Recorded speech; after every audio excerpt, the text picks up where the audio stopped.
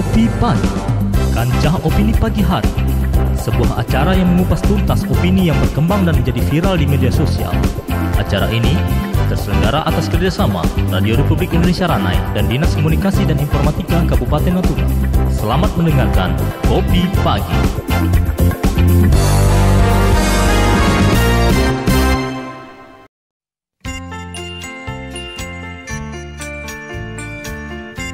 Saudara pendengar, perlindungan terhadap anak dari pelecehan seksual merupakan sebuah tanggung jawab bersama yang tidak bisa diabaikan. Melalui pendidikan yang tepat, orang tua, guru, dan masyarakat dapat membantu menciptakan lingkungan yang aman bagi anak-anak. Dengan memberikan pemahaman yang baik tentang batasan-batasan tubuh dan pentingnya menyampaikan pengalaman yang membuat anak merasa tidak nyaman kepada orang dewasa yang dipercaya. Kita dapat membantu mereka merasa lebih percaya diri dalam melindungi diri mereka sendiri. Namun saudara pendengar, kesadaran terhadap masalah pelecehan seksual pada anak masih belum merata di masyarakat. Banyak kasus pelecehan seksual terjadi dalam lingkungan yang seharusnya aman, seperti di dalam keluarga, sekolah, atau lingkungan tempat tinggal. Oleh karena itu pendengar, penting bagi semua pihak untuk meningkatkan pemahaman tentang gejala-gejala pelecehan seksual pada anak dan mengambil langkah-langkah preventif untuk melindungi mereka. Saudara pendengar, Kopi Pagi akan menjawabnya untuk Anda. Selamat mengikuti.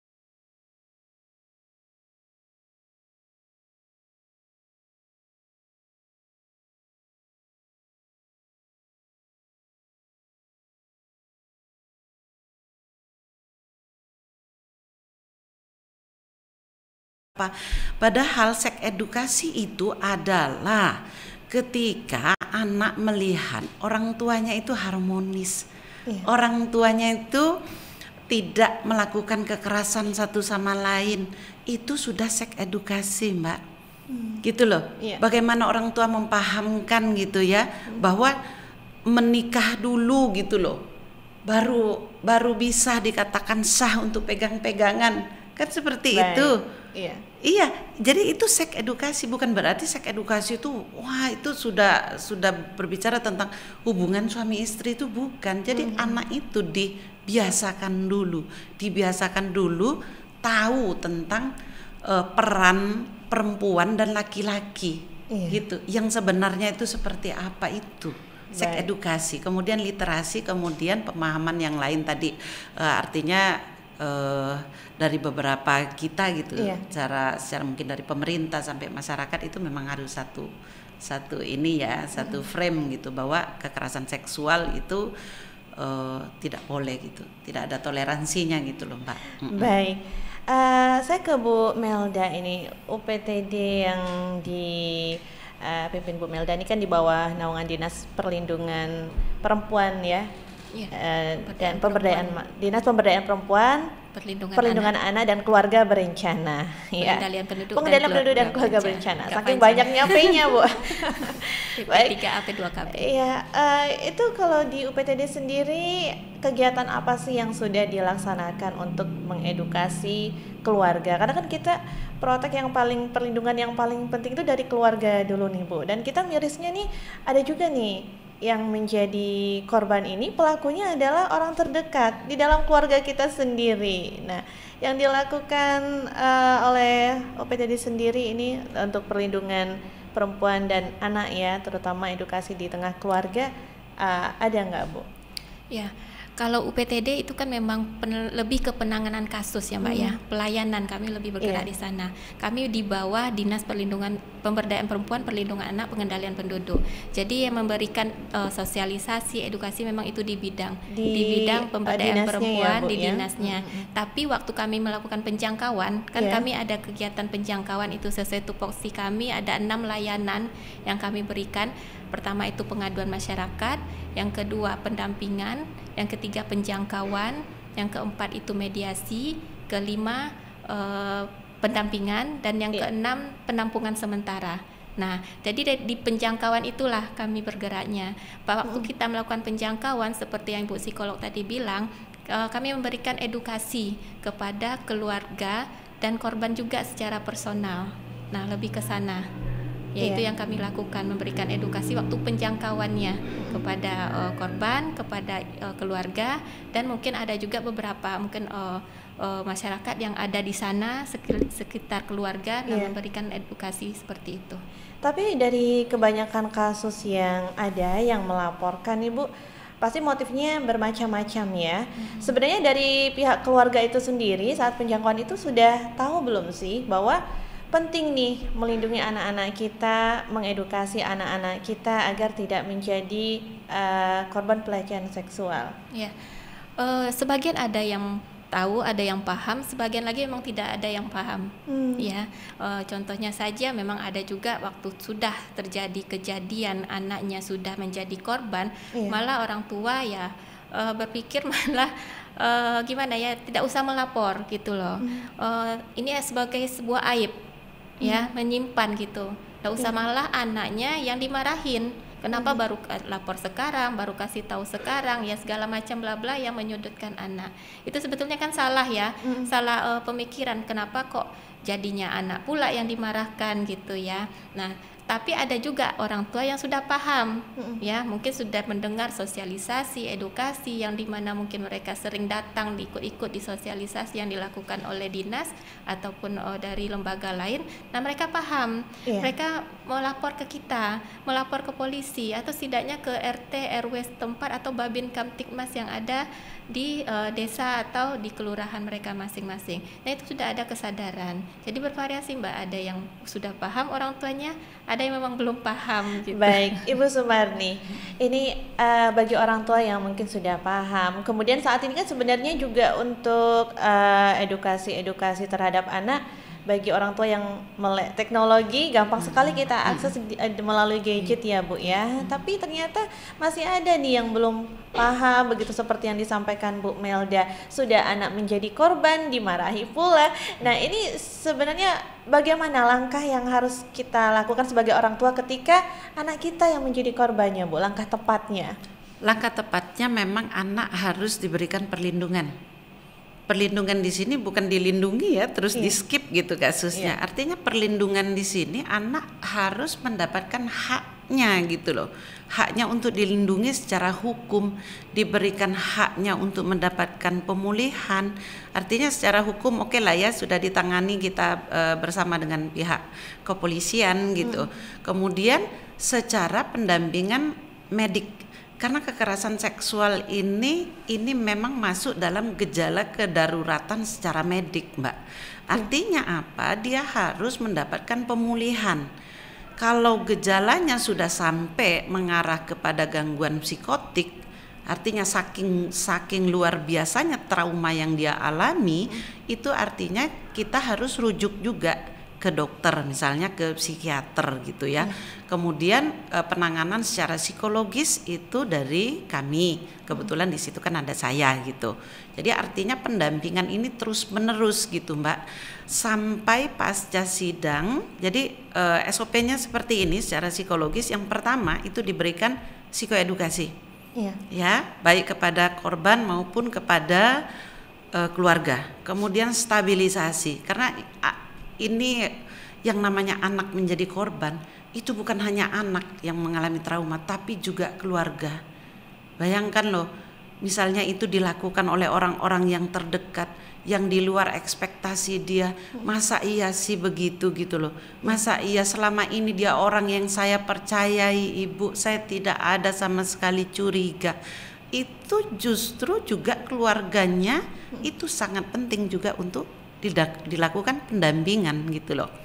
Jadi dua hal itu harus diberikan haknya kepada anak dan keluarga supaya dalam kehidupan sehari-harinya nanti dia akan mendapatkan pemulihan gitu. Tapi kalau sembuh kan itu nggak sebuah hal yang nggak mungkin, karena yang di sini ini adalah kenangannya.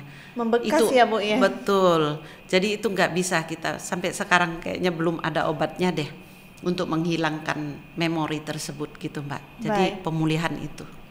Iya, baik, menarik. Ini nanti kita masih akan perbincangkan kembali topik kita tentang bagaimana melindungi anak dari pelecehan seksual. Akan kami lanjutkan kembali perbincangan kita setelah yang berikut ini.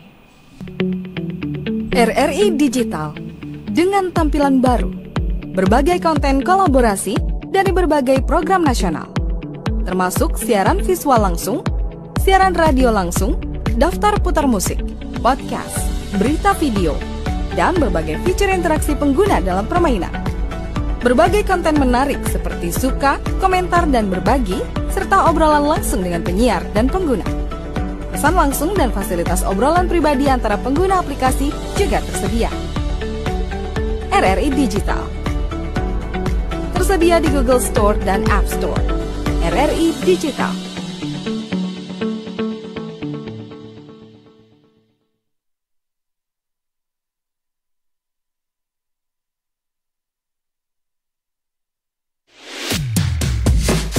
Pro 1 RRI Ranai 105,9 FM MW 1467 kHz, kanal informasi dan inspirasi.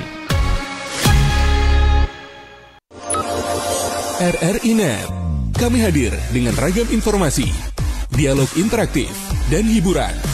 Dari Pro 1, Pro 2, Pro 3, Pro 4, dan Voice of Indonesia.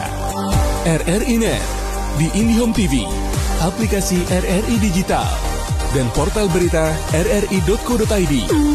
RRI Net, tonton yang Anda dengar. RRI Net, tonton yang Anda dengar. Satu Indonesiaku, seruan seniman musik untuk Indonesia damai dan bersatu. Gagasan Tantowi Yahya dan Gumilang Ramadan ini didukung 30 artis penyanyi top Indonesia lintas genre dan generasi.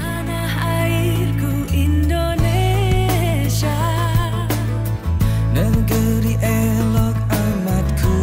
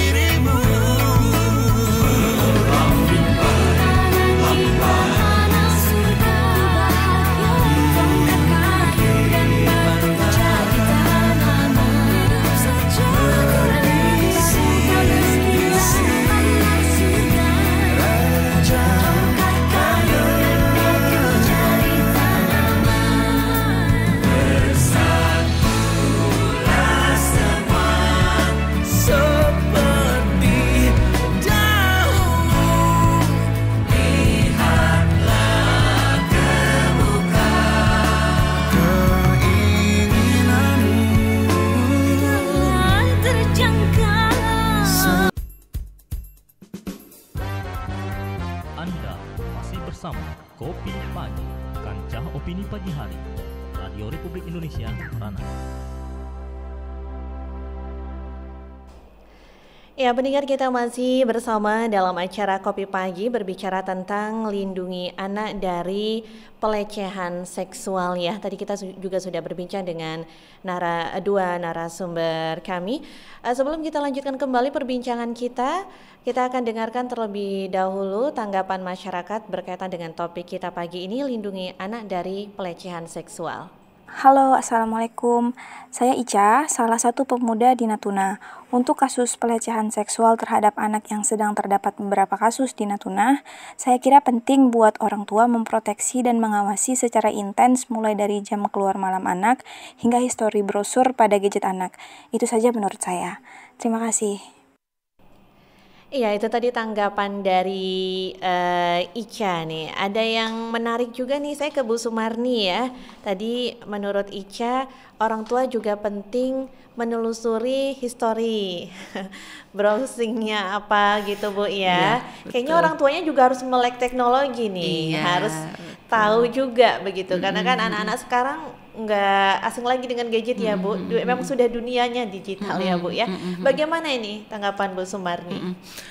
Itu memang salah satu faktor memang yang sangat penting. Itu kan fungsi pengawasan ya, masuk dalam fungsi pengawasan. Artinya pengawasan itu bukan hanya kita nanyakan anak main sama siapa, tapi apa gitu. Tapi butuh juga kita memang melek teknologi sebagai orang tua gitu.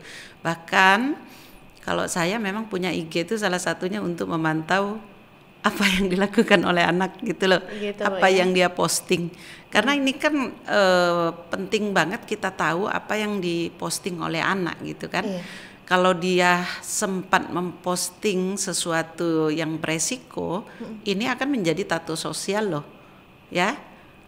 Dan itu tidak bisa dihapuskan walaupun kita sudah take down, tapi itu sudah ada di dalam cyber crime-nya gitu kan. Misalnya postingan tentang pornografi atau apa gitu, itu sangat penting. Artinya memang betul seperti yang Mbak Ica tadi sampaikan, bahwa orang tua dalam melakukan fungsi pengawasannya itu salah satunya melihat apa yang dilakukan oleh anak di media sosial. Itu sepakat saya. Baik, pendengar, Anda juga bisa bergabung bersama kami di 081170336669. Ada Ibu Melda Irawati, Kepala Unit Pelaksana Teknis Daerah UPTD Perlindungan Perempuan dan Anak Kabupaten Natuna, dan juga ada Ibu Sumarni, Psikolog Klinis Unit Pelaksana Teknis Daerah Perlindungan Perempuan dan Anak Kabupaten Natuna ya. Anda juga bisa bergabung melalui live chat RRI Digital kami. Barangkali ada yang ingin ditanyakan dengan narasumber ya berkaitan dengan topik kita tentang lindungi anak dari pelecehan seksual. Saya ke Bu Melda nih, ketika kita menjadi korban nih Bu Melda, bagaimana nih cara mendapatkan layanan konselingnya bagi kita yang menjadi korban? Ya, sesuai dengan yang saya bilang tadi, kita kan ada 6 pelayanan ya di UPTD. Nah, itu ada namanya pengaduan masyarakat ya. Pengaduan masyarakat itu bisa dari masyarakat langsung ke kita melalui nomor hotline kita, atau datang ke kantor kita juga bisa, atau melalui kita dapat rujukan dari kepolisian. Ya, itu yang makanya kita bisa dapat kasus-kasus itu dari pengaduan. Ya, layanan pengaduan. Nah, hotline tadi juga ada, hotline kita di boleh disebutkan hotline boleh. Mungkin ya. Sebentar. 0812 6698 9510. Nah, itu nomor hotline kita 24 jam, silakan di telepon, di WhatsApp, di SMS, di kita ada operatornya. Baik, saya ulangi 0812 6698 9510 ya Bu ya. Nah, jadi masyarakat juga bisa memanfaatkan nomor tersebut, atau yang melalui aplikasi Simponi tadi itu bagaimana Bu? Itu Simponi khusus untuk kita. UPTD mencatat berapa jumlah rekap gitu Bu merekap jumlah korban yang melapor ke kita dan apa yang sudah kita lakukan. Itu secara on intern kita itu kalau yang Simponi PPA tadi. Baik, tadi dari 6 pelayanan yang diberikan ini kan juga ada penampungan sementara ya Bu ya, kalau nggak salah ya. Nah itu untuk korban yang seperti apa sih Bu? Ya, gini, penampungan sementara itu kita berbentuk shelter ya, rumah aman yang kita siapkan untuk korban perempuan dan anak yang mengalami kekerasan. Nah, salah satu indikasinya kalau korban itu tidak bisa tidak aman untuk dikembalikan ke tempat asalnya, ke rumahnya. Nah, mungkin dalam kondisi akan diancam, dibunuh dan diintervensi oleh pelaku. Nah, itu kita amankan dulu di rumah aman kita. Atau korban yang jaraknya jauh. Proses hukum kan di Ranai ya, di Polres biasanya. Nah, ada juga kan korban-korban kita dari luar dari Ranai, kecamatan lain, di pulau, di pulau, di kecamatan luar lah. Nah, itu kita inapkan sementara sampai proses hukumnya selesai, seperti itu. Baik, saya ke Bu Sumarni lagi ini. Saya juga pernah mendengar Bu, katanya pelaku ini kebanyakan juga sebelumnya pernah menjadi korban. Benar nggak sih Bu? Ya. Kalau pelaku yang sebagian besar 80% dulunya pernah menjadi korban, itu memang betul, terutama pada kasus homoseksual gitu ya. Homoseksual ini kan ada dua gitu, yang laki-laki dengan laki-laki gay, kemudian yang perempuan dengan perempuan itu lesbian.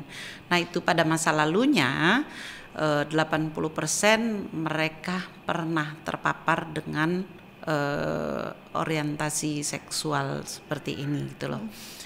Misalnya korban sodomi sebelumnya gitu, seperti itu. Betul. Baik, nah jadi selain korban yang mendapat pendampingan begitu Bu, para pelaku ini ada konselingnya juga nggak sih? Maksudnya kayak kenapa dia harus melakukan itu ada pendampingannya juga nggak sih Bu? Oke. Sebenarnya secara psikologis gitu, kami psikolog itu tidak boleh memang membedakan ini saya mau konseling ke korban saja, tidak mau ke pelaku. Dulu memang kita ada wacana itu secara ini ya, secara komunitas kami, artinya Ikatan Psikolog Klinis Indonesia itu memang menjangkau juga ke pelakunya gitu, supaya efek kedepannya itu mereka tidak melakukan lagi. Tetapi pada hari ini saya kan di UPTD nih, UPTD PPA, jadi khusus yang saya dampingi saat ini adalah pada anak korban dan perempuan, begitu Mbak. Ya, tapi dari kebanyakan kasus yang ada, ini motifnya sebenarnya apa sih Bu? Oke, motif. Jadi gini. Kita ini sudah beberapa kali saya itu bicara tentang child grooming, gitu ya Mbak ya. Artinya child grooming ini memang di dalamnya itu berisikan iming-iming, gitu ya. Artinya memang ada tujuan daripada pelaku ini untuk anak korban mendapatkan kepuasan secara seksual. Artinya apa? Anak ini dilumpuhkan dulu dengan kepercayaan. Oh, deket dulu. Oh, saya ini omnya. Oh, saya ini ayah tirinya. Tidak mungkin melakukan itu. Kemudian ketika anak curhat didengarkan. Kemudian anak minta ini itu diberi gitu. Nah, setelah didapatkan itu semua, kepercayaan didapat, artinya memang targetnya untuk mendapatkan anak ini gitu loh, sebagai korban gitu, sebagai pemuas nafsu dia gitu, seperti itu. Jadi ketika anak-anak kita mendapat perlakuan seperti itu, ini juga perlu berhati-hati begitu Bu ya? Oh iya, jadi tadi seperti yang saya sampaikan sebelumnya, artinya memang itu harus diberikan edukasi. Kita juga secara kepercayaan kita, artinya memang anak-anak gitu ya, dari kecil itu memang harus dipisahkan misalnya tempat tidurnya. Itu untuk membuat bahwa kita nggak bisa bermain itu berlebihan gitu, ketika beda gender kan. Tak kita main peluk-pelukan segala macam. Jadi ketika anak besar itu saya pernah mendapatkan fenomena ini. Saya tanya, waktu kamu dipanggil masuk kamar gitu, itu kan orang pelaku ini kan ada di dalam. Kenapa kamu berani masuk gitu? Misalnya, gitu ya saya tanyakan. Dia bilang, Ibu, selama ini kami biasa bergurau. Gitu. Jadi artinya tidak ada ketakutan dia. Kemudian dia tidur di sampingnya. Nah, dia belum juga aware bahwa ini ya biasa gitu loh. Padahal setelah itu dia melakukan sesuatu. Ketika dibekap, udah bisa bergerak lagi, Mbak. Baik. Dia freeze gitu loh. Ada di dalam namanya psikologi. Kenapa? Kan sering banyak ya orang bertanya, kenapa kamu nggak lari? Kenapa kamu nggak ngomong? Kenapa kamu nggak itu? Ada situasi yang memang tidak bisa dia melakukan itu, apalagi sudah disertai oleh ancaman, begitu Mbak. Baik, jadi kewaspadaan kita bersama ya, dari keluarga, dari lingkungan kita juga, bagaimana seharusnya kita menyadari bersama-sama anak ini adalah termasuk kaum rentan ya Bu ya, yang harus sangat dilindungi. Betul. Baik, Anda bisa bergabung pendengar bersama kami di 081170336669. Mungkin ada yang ditanyakan dengan narasumber ya. Saya ke Bu Melda ini Bu. Ini kan semakin banyak ya Bu kasus di daerah kita. Barangkali karena adanya sosialisasi yang Ibu sampaikan tadi, jadi semakin meningkat nih kesadaran masyarakat untuk melaporkan kasus-kasus yang ada atau terjadi ya. Sebenarnya kalau untuk hukumannya ini bagaimana sih Bu? Apakah masyarakat ini tidak takut atau mungkin belum tahu nih dengan hukuman yang bisa saja diterima ketika kita menjadi pelaku pelecehan seksual? Ya. Kalau bicara hukum ya itu memang ranahnya kepolisian ya, orang hukum ya. Tapi kita tahu bahwa di Undang-Undang Perlindungan Anak itu ada pasal-pasalnya menyantumkan tentang hukuman bagi pelaku kekerasan seksual terhadap anak, yaitu dari 5 sampai 15 tahun hukuman penjara. Jadi untuk kasus kekerasan seksual terhadap anak dan perempuan ini memang tidak ada toleransinya, Mbak.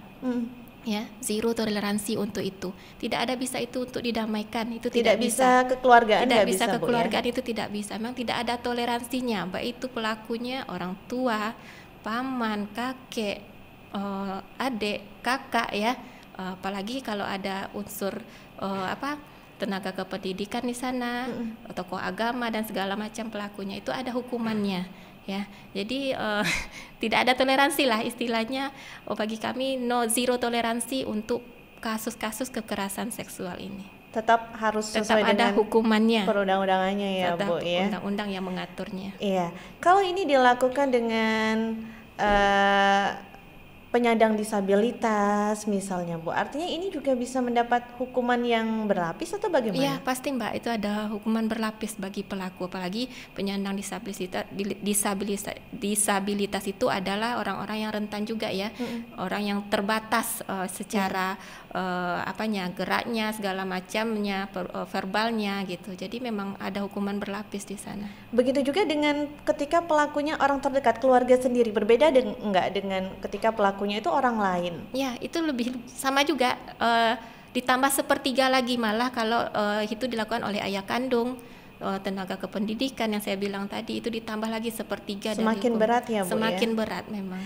Artinya seharusnya masyarakat sebelum melakukan sesuatu juga sudah berpikir dampaknya ya. Harusnya. Baik, tapi di sekolah-sekolah nih Bu ya, nah ini sudah mulai ada kerjasama terkait dengan edukasi ke arah itu tidak sih Bu? Misalnya dari guru konselingnya begitu. Itu ada ini enggak, guru bimbingan konseling kan ada ya Bu ya, guru BK di sekolah. Ada kerjasama enggak Bu dari dinas? Kalau dinas kita kan selalu melakukan pencegahan ya. Pencegahan itu turun-turun ke sekolah, ke murid, ke guru ya, untuk melakukan sosialisasi tentang kekerasan terhadap anak ini di sekolah. Nah, tahun 2023 itu Permendikbud, Kementerian Pendidikan dan Kebudayaan juga sudah mengeluarkan peraturan tentang adanya tim penanganan tindak kekerasan di sekolah. Nah, jadi sudah ada juga dibentuk di sekolah-sekolah itu timnya,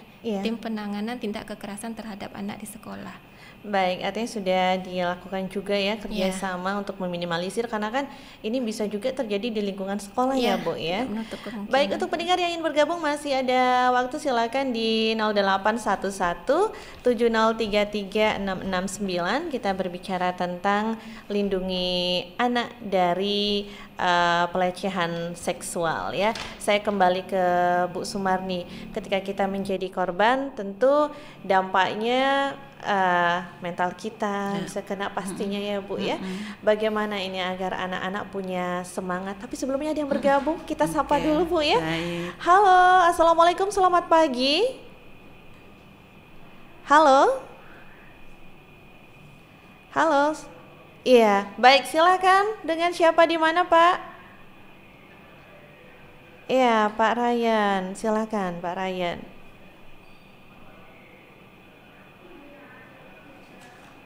Pagi, assalamualaikum.